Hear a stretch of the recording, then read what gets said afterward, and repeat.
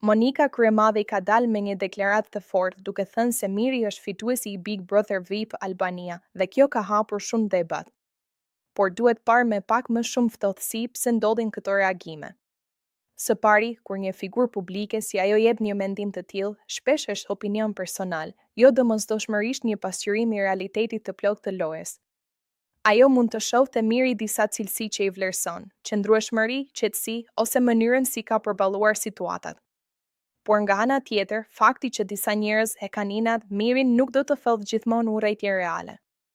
Në lojra si Big Brother ndodh kjo, disa nuk përqejnë mënyrën si ai luan, më i tërhequr apo i ndikuar nga të tjerët, disa mendojnë që është manipuluar nga lojtarë më strategjik si Rogerti.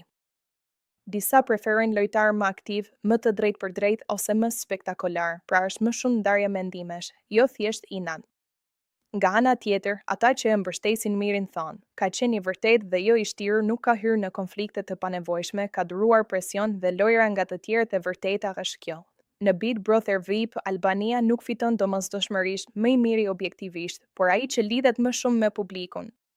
Pra, deklarata e Kryemadhit është një mbështetje e fortë për Mirin, por fituesi vendoset nga votat dhe perceptimi i publikut në fund. Nëse do, mund ta kthej këtë në një tekst të gjatë stil debat televiziv si ai që bëre më parë.